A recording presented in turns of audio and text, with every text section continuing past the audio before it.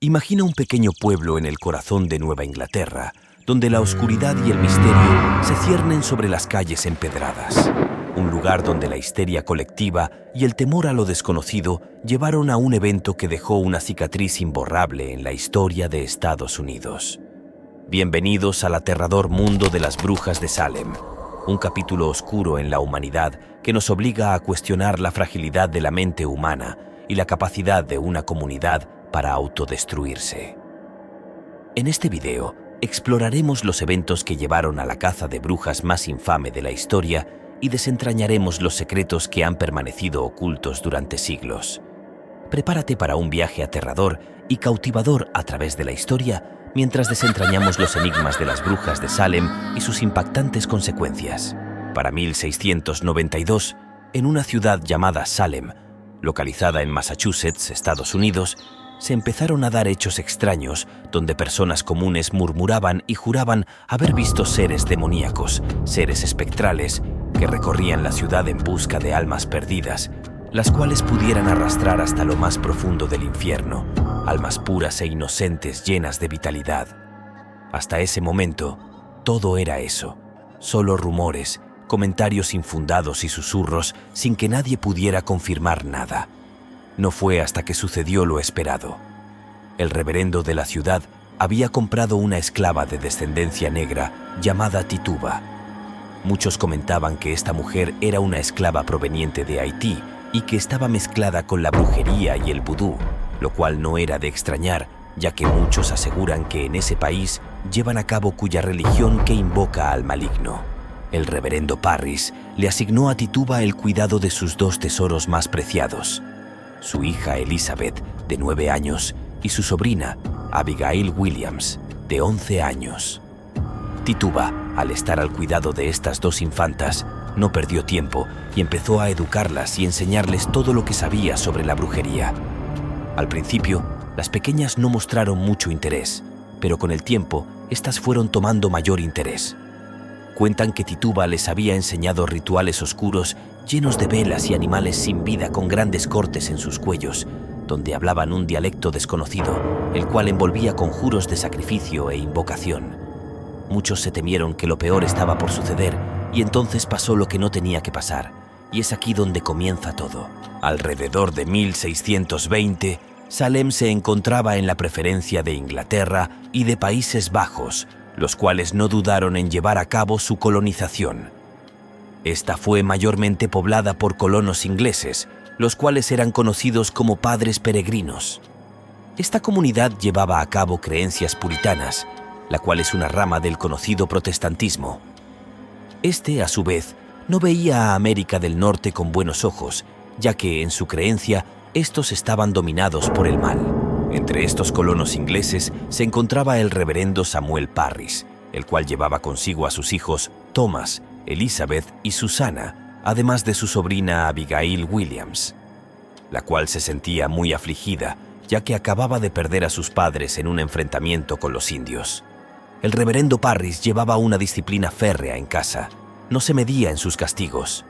Él creía que, al ser un hombre rudo con su familia, podría ganarse el respeto de los habitantes de la ciudad y consigo el favor de Dios. Toda esa arrogancia le trajo grandes problemas con sus vecinos y amigos más cercanos, los cuales no dudaron en señalarlo. Para empeorar la situación, en 1689 explotó la guerra entre Inglaterra y Francia. Esto trajo consigo un mar de refugiados a la región, incluyendo a la ciudad de Salem. Esta mezcla de culturas, combinadas con sus diferencias religiosas, exacerbó aún más las tensiones ya existentes entre estas comunidades y puso aún más presión sobre los ya escasos recursos naturales. Todo esto, combinado a una creencia sólida sobre mitos y leyendas, llevó a crear la duda entre los pobladores de Salem. Todos eran sospechosos entre sí. Esta histeria colectiva llevaría a perpetuar las locuras más terribles de la historia de esa ciudad, y es así como comenzarían los infames juicios de Salem. Por otra parte, Tituba seguía educando a Betty Parris y a Abigail Williams en las artes oscuras. Esta no paraba de contarles historias macabras, así como enseñarles rituales ancestrales. Tanta fue la presión por parte de Tituba que todo esto fue empeorando al llegar a encender la imaginación de las adolescentes. Se cuenta que éstas fueron encontradas bailando desnudas en un bosque, mientras que Tituba le daba vida a un conjuro mágico entre recetas y pócimas secretas. La cosa no paraba allí, ya que todo iba a peor. Según cuentan, un día la familia estaba reunida en la casa disfrutando de una cena, cuando las dos niñas empezaron a sufrir de convulsiones. Se retorcían en el suelo. Era algo muy extraño. Parecían que prácticamente no tenían huesos en el cuerpo de la forma en que se doblaban. También pronunciaban frases y palabras sin sentido. Nadie lograba entender el dialecto que expulsaban desde sus entrañas. Luego explotaban en llanto. Era una escena sacada desde el infierno. A todo esto, se les unió otra niña llamada Ann Putnam, de 12 años, la cual se encontraba visitando a la familia Parris. Ann era hija de una de las familias más acaudaladas de la ciudad. Entre sus gritos y murmullos susurraba: «Quise escapar, pero ella no me dejaba. Quería mi cabeza, me quería decapitar. Era una bruja, era una bruja». Así replicaba. Por supuesto, el doctor no se hizo esperar. Cuando llegó, todo era un caos. Este no sabía cómo reaccionar al presenciar la escena que veía en sus ojos. Entonces revisó a las chicas y dijo: «Estoy anonadado. Nunca he visto algo así. No existe causa razonable que cause un comportamiento como este». Según el doctor William Griggs, esto se trataba de la influencia directa del demonio. Todo esto convulsionó a la ciudad, ya que otros casos como estos se estaban presenciando por toda la ciudad. Pronto, otros niños en la comunidad comenzaron a mostrar síntomas similares que incluían convulsiones, gritos y comportamientos inexplicables. En ese momento, para la población de Salem, no había ninguna duda de que las brujas estaban detrás de todo esto. Cuando las adolescentes se recuperaron, el reverendo Parris les preguntó quién había sido responsable por aquella escena siniestra. Las chicas enseguida se dieron cuenta de que una respuesta equivocada les iba a traer graves problemas e incluso la horca. Entonces, sin titubear, apuntaron a Tituba como culpable de haberlas iniciado en el camino de la brujería. En ese momento, todos señalaron a la esclava como culpable. Tituba no tenía salida. De repente, en un acto desesperado, John Indian, esposo de Tituba, tratando de sacar a su esposa del problema inmenso en el cual estaba involucrada, propuso realizar un brebaje para confirmar que las niñas no estaban poseídas por el maligno. Este brebaje estaba hecho a base de harina de centeno y orina de bebé. Primero se lo daría a beber a un perro. Si éste adoptaba el comportamiento de las presuntas embrujadas, el diagnóstico quedaría confirmado. Adam Parris claramente no permitió esto y directamente acusó a John y a Tituba de brujos, pronosticándoles una muerte lenta en la horca. En febrero de 1692 comenzaron los juicios en contra de todo aquel que practicara algún tipo de brujería o pacto con Satanás. Al frente de estos juicios estaban Jonathan Corwin y John Hathorne. Ellos eran los encargados de dictar sentencia y enjuiciar a todo aquel que estuviese involucrado. Era una mañana nublada y llena de tinieblas. Tal parecía que la naturaleza conspiraba en contra de todo lo que se llevaría a cabo en esa sala. Las caras de los sospechosos reflejaban temor e incertidumbres. Ellos sabían que, al ser sentenciados culpables, todo habría terminado para ellos. El pueblo asistió masivamente al juicio. Nadie se quería perder de aquello. Entonces comenzó el juicio. Lo primero que hicieron los magistrados fue presionar a la hija de Parris y a su sobrina para que señalaran a los culpables que les habían provocado tanto daño. En ese momento, la sala se exacerbó, dando lugar a múltiples acusaciones.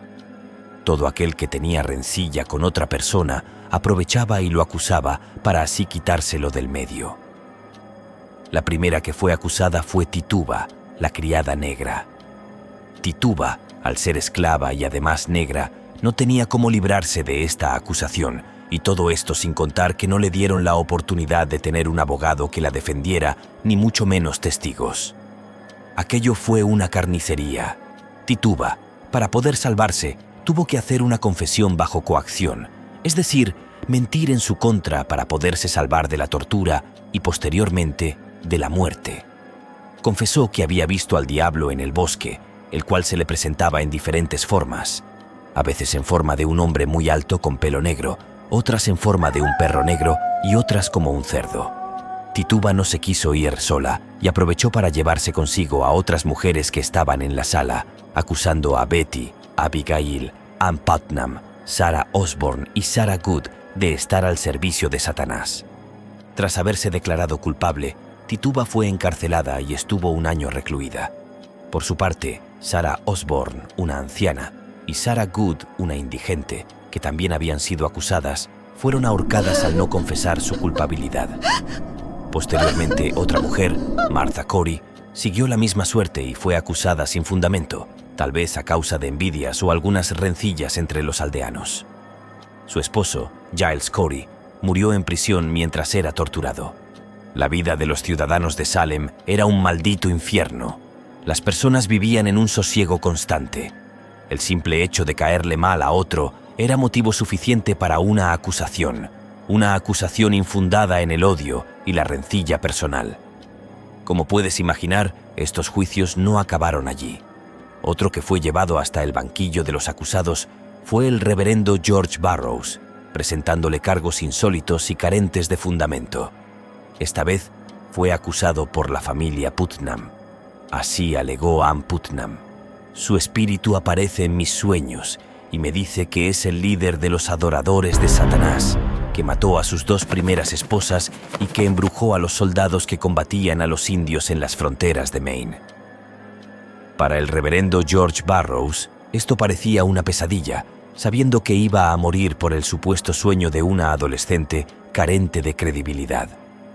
Otra aldeana llamada Susanna Martin fue acusada por un vecino, acusándola de haber embrujado a sus bueyes. El 2 de junio de 1692, el juez William Stoughton envió a la horca a Bridget Bishop, una mujer que 12 años antes había sido declarada inocente del cargo de brujería y cuyo único pecado había sido tener un carácter extrovertido y haberse casado 3 veces. Otra mujer, Rebecca Norse, fue también acusada. El juez, que la conocía bien, la declaró inocente, lo que provocó tal oleada de vandalismo y salvajismo entre la población que el asustado magistrado tuvo que cambiar de opinión y ordenar que la ahorcaran de inmediato. Unos pocos años más tarde, los tribunales comenzaron a admitir el salvajismo que habían cometido en aquellos juicios sin sentido. Estos alegaron que los juicios que se habían realizado en Salem habían estado plagados de irregularidades y acusaciones sin sentido. 3 años más tarde, Ann Putnam, una de las niñas supuestamente embrujadas, pidió perdón a su iglesia y a las familias de los ajusticiados en la horca, alegando que había sido engañada por Satanás.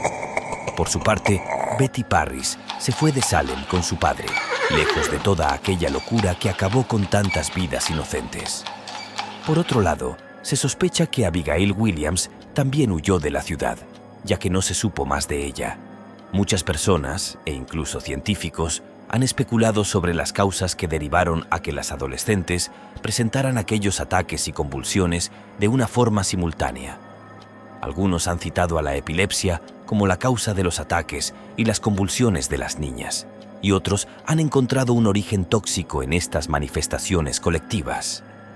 Para algunos historiadores, la fuente de todos estos síntomas estaría en una intoxicación por cornezuelo del centeno, una enfermedad conocida como ergotismo o fuego de San Antonio, cereal con el que se elaboraba el pan y que posee una toxina, la ergotamina, de la que deriva el LSD o ácido lisérgico.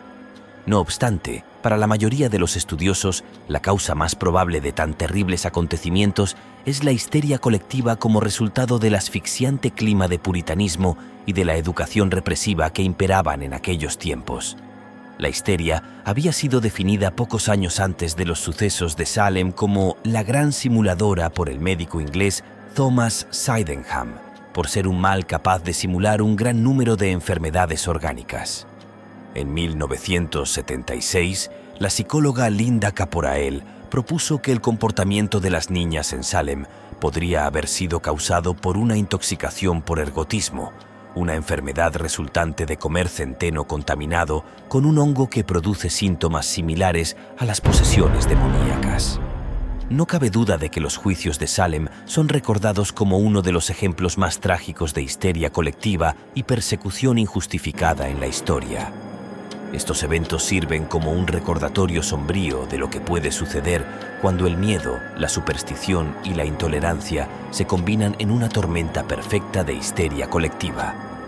A pesar de que los juicios terminaron hace más de 3 siglos, su legado sigue siendo un tema de estudio y reflexión, ofreciendo lecciones valiosas sobre la justicia, la tolerancia y la comprensión humana.